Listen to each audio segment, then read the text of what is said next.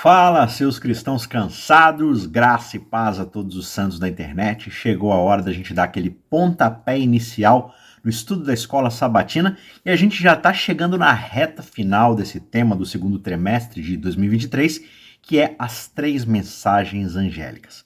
E no episódio dessa semana a gente vai falar sobre os últimos enganos de Satanás.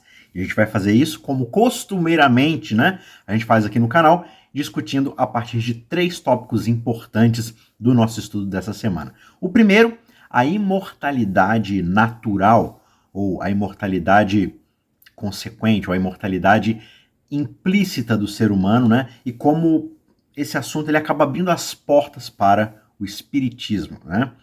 O segundo ponto é que Satanás substitui o Filho de Deus pelo Sol como Deus. E o terceiro ponto, o povo de Deus deve e pode viver a verdade. Então, na nossa primeira abordagem, no nosso primeiro tópico, a gente vai analisar os perigos de se acreditar nessa imortalidade natural, né? Essa imortalidade que a gente acha que possui dentro de nós mesmos. Essa crença de que os seres humanos eles são naturalmente imortais e nunca vão morrer, né? A gente só passa de um estado para o outro, e essa crença ela é falsa e acaba abrindo as portas para o espiritismo. E o espiritismo é justamente essa crença de que os mortos podem se comunicar com os vivos, eles podem interagir de alguma forma. Crença essa que é baseada na falsa suposição de que os seres humanos são, na verdade, imortais. Eles são inerentemente imortais. E o nosso segundo tópico aqui, a nossa segunda lição, a gente vai discutir como Satanás substituiu o Filho de Deus pelo Sol como Deus, de uma forma muito sutil, né? Porque esse é um engano que ocorre há vários séculos, porque Satanás convenceu muitas pessoas a adorarem a criatura ao invés do Criador. E esse é um engano muito perigoso, porque ele leva as pessoas para longe de Deus e para a escuridão espiritual, para o engano, né? E finalmente, nosso terceiro tópico, a gente vai discutir como é que o povo de Deus deve e pode viver a verdade, a luz da verdade da palavra de Deus. E esse é um desafio que todos nós, como cristãos, acabamos enfrentando, né? Porque o mundo está cheio de engano, mas a gente pode sobreviver, a gente pode permanecer de pé se colocarmos a nossa vida debaixo do guarda-chuva da palavra de Deus, da verdade, né? A gente pode fazer isso estudando a Bíblia, orando e pedindo pelo Espírito Santo na nossa vida e compartilhando o Evangelho de Cristo com as outras pessoas. Então, eu espero que você se junte a gente aqui nesse estudo da lição da Escola Sabatina, que é o estudo da Palavra de Deus, e vamos juntos aqui aprender mais sobre esses perigos e como se preparar para superá-los vivendo a verdade e se submetendo à Palavra de Deus. Antes da gente ir, então, para o primeiro tópico, eu peço, se esse vídeo, por acaso, se esse estudo da lição de alguma forma contribuir para o seu crescimento, para a sua edificação espiritual, né? Se ele se edificar você de alguma forma, considere deixar o seu like nesse vídeo para que ele ganhe relevância e apareça também para as outras pessoas. Se inscreve no canal se você ainda não está inscrito e participe aqui com a gente desses estudos. Compartilhe esse vídeo com outras pessoas se você puder, né? E vamos juntos prosseguir nesse estudo. Então, tópico de número 1, a imortalidade natural ou intrínseca, né? Abre as portas para o espiritualismo. Esse tópico aqui você pode encontrar ali no guia de estudos, nas partes de segunda e sexta-feira. Então vamos lá. Veja só, a doutrina da imortalidade natural, ou da imortalidade inerente, né, incondicional, ou seja, independente de outros fatores, o ser humano já possui, essa é uma falsa crença que, na verdade, permeou todas as religiões ao longo da história, pelo menos as falsas religiões, né? Porque essa é uma crença que ela se baseia na ideia de que os seres humanos são naturalmente, ou por natureza, né, imortais. E que a morte é apenas uma transição de um estado de existência para outro estado de existência. É só uma mudança numa fase da nossa vida, né? Só que, no entanto, essa crença não é sustentada pelas Escrituras, por mais que você tente forçar o texto, né? Na verdade, o que a Bíblia ensina é que a morte é, na verdade, o resultado do pecado. Lá em Gênesis 2,17, Deus havia sido claro com Adão de que se ele comesse do fruto proibido, ele certamente morreria, ou seja, a sua vida certamente cessará. E esse versículo mostra pra gente, né, claramente, de que a morte é a consequência por causa do pecado. Ela não faz parte natural da existência humana, que não pode existir vida sem Deus. Se Deus é o criador e sustentador da vida e o pecado nos corta, nos separa de Deus, não pode haver vida sem Deus. E a Bíblia também ensina que a alma não existe independentemente do nosso corpo. Lá em Eclesiastes 9:5, Salomão vai dizer que os mortos estão no pó da terra e os seus pensamentos já pereceram. Né? Esse versículo dá a entender pra gente justamente que os mortos estão inconscientes. Eles não têm pensamentos, eles não têm sentimentos. Essa doutrina da imortalidade incondicional é uma falsa crença que não tem base nas Escrituras. E essa crença se baseia nessa mentira que Satanás disse lá no Jardim do Éden, quando ele tentou enganar, e foi bem sucedido, Adão e Eva, quando ele disse que mesmo que eles comessem do fruto, eles certamente não morreriam. Falando exatamente o oposto do que Deus havia dito. Né? A alma que pecar, essa morrerá. Essa cessará de existir, cessará a sua vida. E Satanás fala justamente o contrário. Não, você vai ser como Deus. Você vai ressignificar o bem e o mal. Né? Essa afirmação de Satanás é um dos seus maiores enganos, porque a morte é uma parte real e inevitável da existência humana que está separada do poder de vida do seu Criador. E uma outra coisa também é que quando a Bíblia fala de alma, ela não está falando do Gasparzinho, sabe? De uma alma penada, de um espírito vagando por aí. A expressão alma, ou nefesh, é simplesmente mencionada na Bíblia como o indivíduo que nós somos, o todo. Nós não temos uma alma. Ou seja, a gente não é um vaso vazio, né?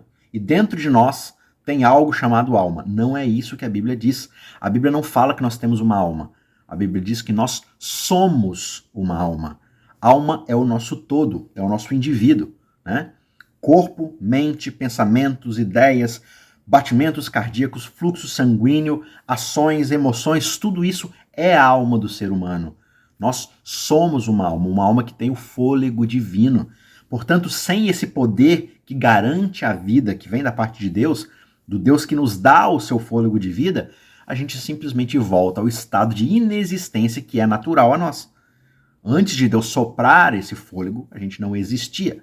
Quando ele dá vida a nós, ele nos transforma em uma alma. E essa alma cessa, ela deixa de existir quando o fôlego volta a Deus. Né? E quando a gente tenta rastrear, muito dessas ideias espiritualistas de imortalidade da alma acabam voltando justamente para esse que é o alvo das 3 mensagens angélicas, né? Babilônia. Os babilônios eram um povo pagão que vivia lá na Mesopotâmia, né? No mundo antigo, Mesopotâmia, e eles tinham uma forte crença na doutrina da imortalidade da alma. E você tinha ali muito da filosofia deles, do estilo de vida deles, baseado em volta disso, né? Porque eles acreditavam na morte, né? Quando você chega no estado da morte, finalmente você falece, na verdade o que acontecia é que a sua alma deixava o corpo e entrava no mundo espiritual, deixava a matéria, como os gregos depois vão explicar melhor, né? E vão entrar nesse mundo perfeito, nesse mundo das ideias. E aqui os babilônios acreditavam que, na verdade, a sua alma estava indo para um lugar onde você receberia ou recompensas ou punições. As almas boas vão para um lugar de felicidade, enquanto as almas más iriam para um lugar de tormento. Né? Você vê que é exatamente o imaginário que muitos dos cristãos hoje possuem a respeito do que vai acontecer com a gente. Ou a gente vai para um lugar onde a gente vai receber eternas bênçãos, que é o céu, ou a gente vai para um lugar sofrer para sempre e ter castigo para sempre, que é o inferno. Mas quando a gente começa a voltar, você vai ver que justamente essa é uma ideia que é muito mais babilônica do que bíblica, né? Os babilônicos também acreditavam que os espíritos dos mortos podiam se comunicar com os vivos e frequentemente eles consultavam médiums, psíquicos, para poder tentar obter alguma mensagem de seus entes queridos, de seus entes falecidos ali. Só que a Bíblia vai mostrar pra gente, vai ensinar pra gente que a morte é o fim da existência humana. Não existe vida após a morte para os ímpios. Eles serão destruídos para sempre, cessarão de existir, e a vida que eles possuem, o fôlego de vida, voltará para o Criador. Né? E também ela ensina que não existe comunicação com os mortos. Os espíritos dos mortos não podem se comunicar com o espírito dos vivos, e qualquer tentativa de se comunicar com os mortos é uma espécie de necromancia. E necromancia é condenado por Deus na Bíblia o tempo todo. Né? Deus fala que é pecado, ele condena, por exemplo, quando Saul tenta consultar o espírito de Samuel, né? E aparentemente o espírito de Samuel aparece ali, mas são os demônios se manifestando para ele, porque era por meio de algo que Deus havia terminantemente proibido, né? E aí muitas pessoas vão falar assim que não, Moisés, por exemplo, vai aparecer para Deus lá na transfiguração, o espírito de Moisés, né? Porque as pessoas não acreditam que Moisés necessariamente ressuscitou, porque a Bíblia especificamente não fala isso, né? Ela só fala lá que Miguel e Satanás estavam brigando pelo corpo de Moisés, mas ela não fala que necessariamente Moisés ressuscitou, né? A gente acredita nisso por meio de outras fontes e tudo mais. Só que algumas pessoas vão argumentar isso, não, que Moisés apareceu ali em espírito para Jesus e Jesus falou com ele. Só que veja, se isso é algo que está terminantemente proibido na Torá, Jesus chega lá e simplesmente vai quebrar a Torá e vai se comunicar com os mortos, quebrando uma ordem direta de Deus. Então Jesus pecou. Jesus fez algo que era contra a lei. Então veja, muita coisa não faz sentido. A Bíblia nos ensina que necromancia é pecado. Deus condena esse tipo de prática ali no meio do povo de Israel, e não é Jesus que vai quebrar essa lei, porque ele não veio quebrar a lei, ele veio cumprir, né? Então você vê que essas ideias errôneas, elas são difundidas e até hoje elas fazem parte da nossa cultura, do nosso imaginário como cristãos, né? Inclusive é muito engraçado porque você pode conversar com um adventista que não crê na imortalidade da alma, que não crê em fantasmas, ele vai falar assim, não, a gente morre, a gente morreu, não tem fantasma, não tem espírito. Mas aí você pede para essa pessoa ir lá no cemitério meia-noite, essa pessoa não tem coragem, porque vai que tem uma assombração lá. O que é assombração? É espírito, é fantasma. Então, assim, isso não existe. Então não faz nem sentido, mas no nosso imaginário isso é muito forte. Isso mexe com a gente. Por quê? Porque é o tipo de coisa que Satanás tem usado desde o princípio para poder tirar o ser humano dos trilhos da obediência a Deus. E essa crença na imortalidade é uma das características muito proeminentes que será usada nos trabalhos de engano que Satanás exercerá nos últimos dias, nos momentos finais da história da Terra, né? Ele vai usar justamente essa crença para enganar as pessoas, para fazê-las pensar que elas não precisam de Cristo para salvação. Elas mesmas podem alcançar uma imortalidade, uma espécie de imortalidade pelos seus próprios esforços, através do purgatório, para cumprir a pena pelos seus crimes e compensar para poder finalmente chegar até o céu, ou por intermédio da reencarnação, né, vivendo novas vidas até poder acertar e se tornar um espírito evoluído, né, ou através da adoração de ancestrais, alguma forma qualquer de misticismo, mas tudo isso é uma fórmula de engano de Satanás. Você olha para certas religiões orientais, né, como o hinduísmo, o budismo, e eles acreditam nessa forma de reencarnação, onde cada vez a sua alma ela vai renascer em um novo corpo para poder ter uma nova chance, uma nova vida de fazer certo. E aí, se você faz tudo errado, você reencarna inferior, né, num corpo inferior, em algo pior, e aí você vai ter que começar tudo de novo. Se você vive uma boa vida, você vai reencarnar num corpo superior, num corpo melhor, até você chegar cada vez mais no estado, né, de perfeição e tudo mais, mas tudo tem a ver com o seu próprio desempenho. Só que até cristãos católicos e protestantes em geral também têm uma crença numa certa alma imortal, né? Uma crença que é justamente baseada nessa ideia de que a alma é uma entidade que é separada do corpo e que ela continua a existir depois que o corpo morre, como se fosse algo à parte de Deus, né? Só que a Bíblia não mostra isso. A Bíblia mostra pra gente que a alma, na verdade, é a constituição do indivíduo. Não são coisas separadas, é a unidade do todo. Você tem também o espiritualismo, né, que é ensinado pela Nova Era, que acredita numa espécie de consciência cósmica, né? Nessa ideia de que toda a humanidade está conectada a uma consciência universal e que essa consciência continuará a existir após a morte do corpo. Mas, de novo, são formas do mesmo engano. Até mesmo pessoas que não acreditam em Deus acabam, às vezes, né, de uma certa forma, assim, acreditando em alguma forma de imortalidade. Por exemplo, alguns vão acreditar na possibilidade da criogênese, né? Congelar o corpo até que no futuro você possa ter essa esperança de que vai ser revivido, né? Ou até a possibilidade, talvez, de transferir sua consciência para um computador e viver num mundo virtual. Só que tudo isso, na verdade, são, né, ideias baseadas em especulação e desejo, não tem nenhuma evidência científica, né? Porque, na verdade, a ideia de uma imortalidade à parte de Deus não é uma realidade bíblica. A Bíblia ensina que não existe imortalidade inerente a não ser a imortalidade garantida pelo próprio Jesus Cristo. Ele é o único que pode nos dar vida eterna, que pode nos garantir a imortalidade. E quando nós colocamos a nossa fé em Jesus, nós somos perdoados dos nossos pecados, que são aquilo que de fato faz com que nós não tenhamos acesso à fonte da vida, porque nos desconecta de Deus, né? É como se fosse um eletrodoméstico desconectado da tomada que lhe garante energia, mas quando ele perdoa os nossos pecados e remove os nossos pecados, nós temos acesso direto a essa vida e recebemos essa vida eterna ao seu lado quando ele finalmente voltar, né?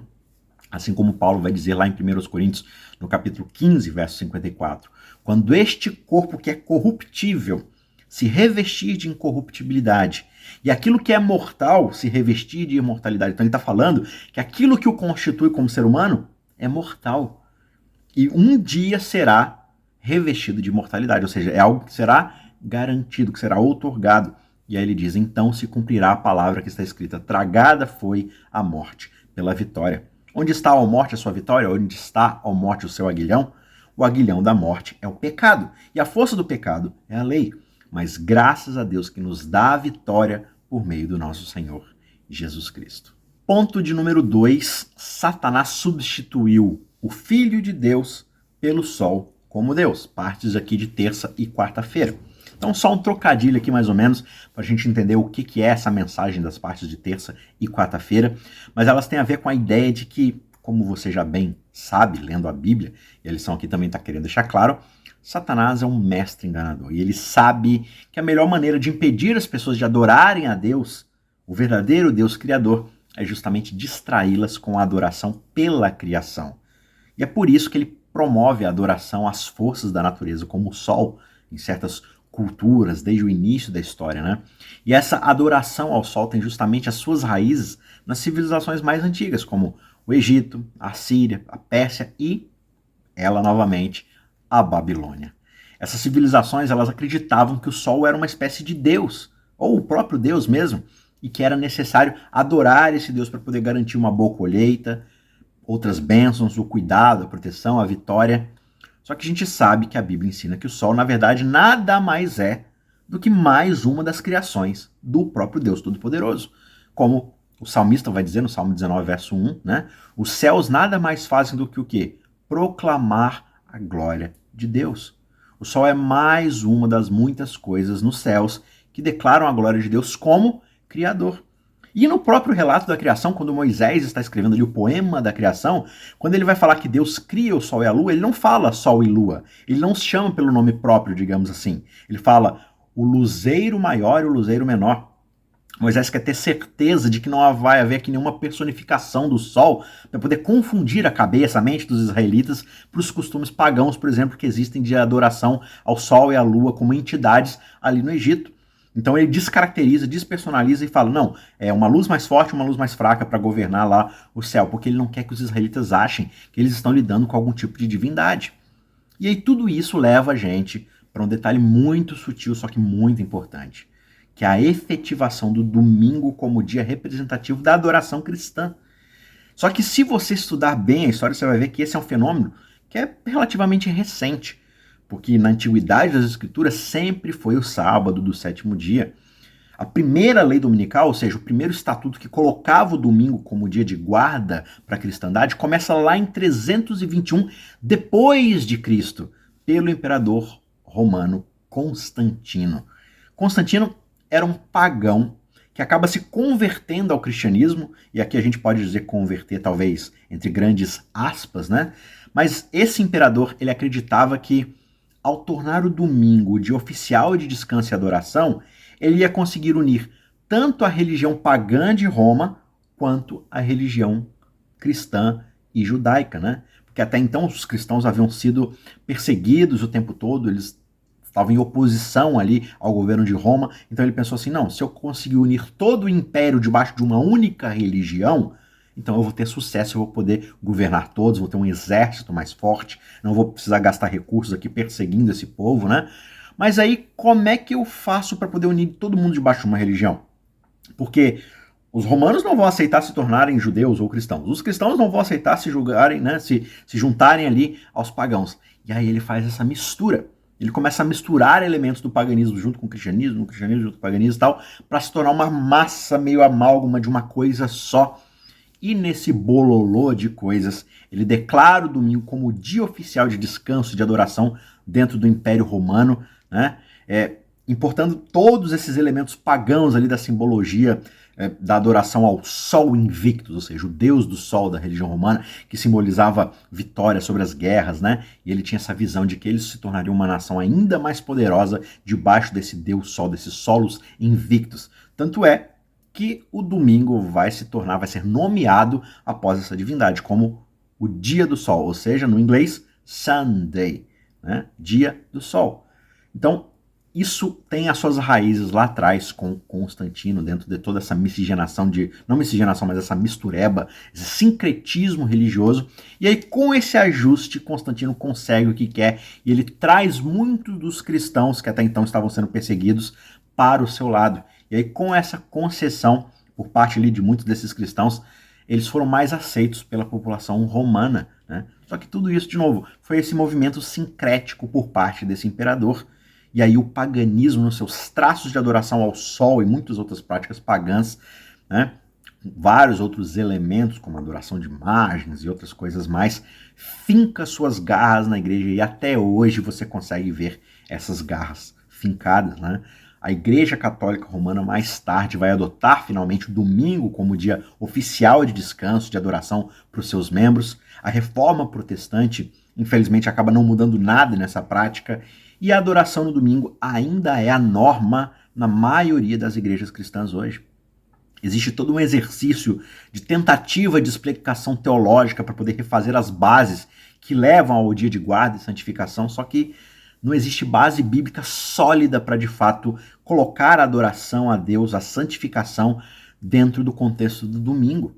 Porque a Bíblia é clara ao ensinar que o sábado, o sétimo dia, é o dia de descanso e de adoração instituído por Deus, e nada indica textualmente, no assim diz o Senhor, na revelação bíblica, de que isso foi mudado. E quando nós depositamos o nosso senso de santificação e adoração a Deus a partir de conceitos da teologia do domingo, o que a gente está fazendo é seguindo muito mais uma tradição iniciada pela Igreja Católica Romana do que necessariamente seguindo um assim diz o Senhor. A única adoração verdadeira é a adoração a Deus como Criador de todas as coisas e Senhor soberano sobre tudo. E o dia que Ele mesmo, soberanamente, como Criador, santificou e separou para esse devido fim, foi o sábado, o sétimo dia, desde a criação.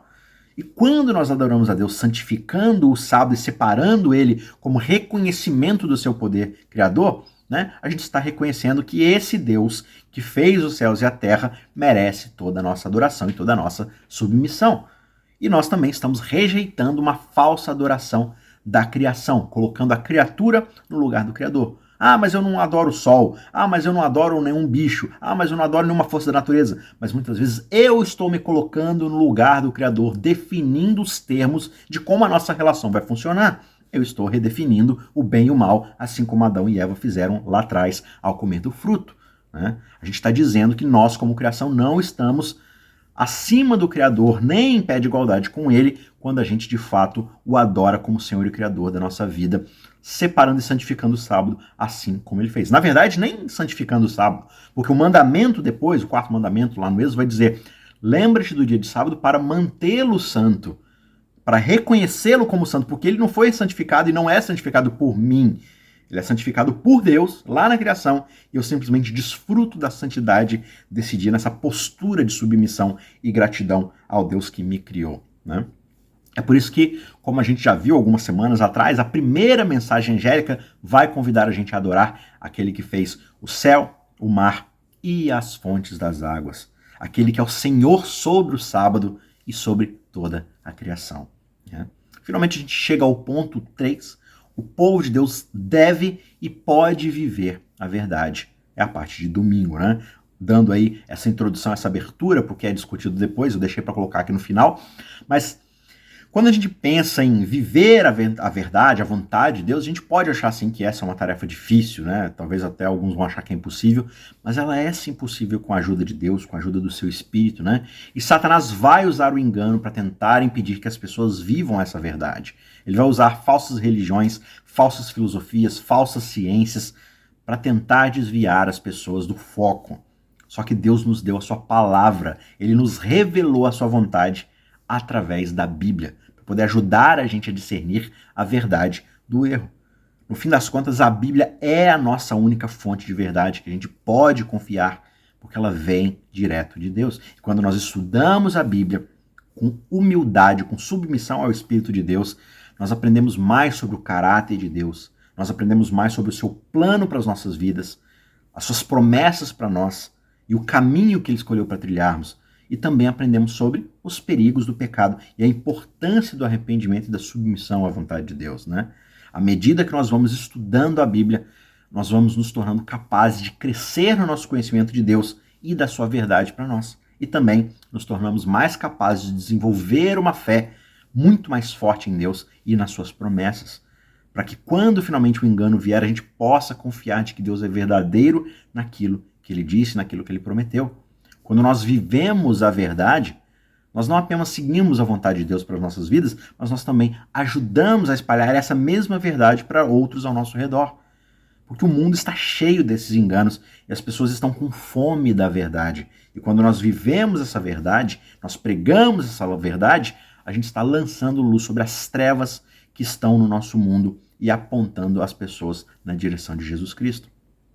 Quando nós nos separamos do mundo, como Paulo fala, não vos moldeis a esse mundo, não tome a forma desse mundo, a ideia não é que a gente se isole dos outros, mas simplesmente que a gente escolha viver uma vida diferente da maneira como o próprio mundo vive. Nós estamos escolhendo viver uma vida que seja agradável a Deus. Deus deseja que o seu povo transmita a mensagem final de misericórdia ao mundo. E essa mensagem é a mensagem de Jesus Cristo, que veio à Terra para salvar pecadores. Ele morreu na cruz para pagar o preço pelos nossos pecados e ressuscitou dos mortos e ascendeu aos céus. Jesus é o único caminho para a salvação e não há outro nome dado aos homens debaixo do céu pela qual devemos ser salvos. Cristo é esse único caminho. Por isso que o povo de Deus deve compartilhar a mensagem de Jesus Cristo com o mundo ao seu redor. A gente deve falar às pessoas sobre o amor de Cristo, sua misericórdia, seu perdão, porque só Ele é a verdade encarnada que vai de fato nos guiar no meio de tanta treva espiritual. Por isso nós devemos falar às pessoas sobre a esperança que nós encontramos nele. O mundo está esperando pela mensagem do Evangelho de Jesus Cristo e nós não devemos decepcioná-los, né? Para concluir, um trecho aqui da lição, na parte de sábado, né, logo na introdução, eu quero concluir com a introdução da lição, na verdade, né? Como nós vimos, o livro do Apocalipse nos alerta que os habitantes da terra beberão uma poção mortal chamada vinho de Babilônia, né? O vinho misturado ali de falsas doutrinas, né?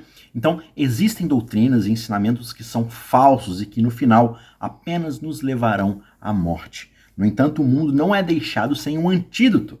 A proteção contra esse veneno espiritual é aquilo que é revelado na palavra de Deus, que passa pelas 3 mensagens angélicas, as mensagens dos 3 anjos.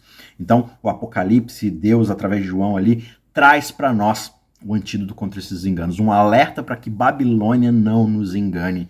E por isso, esse é um convite para voltarmos o tempo todo a nossa atenção ao Evangelho de Jesus Cristo.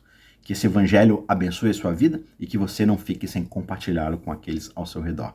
Que Deus te abençoe. A gente se vê na semana que vem para mais um estudo. Tchau, tchau.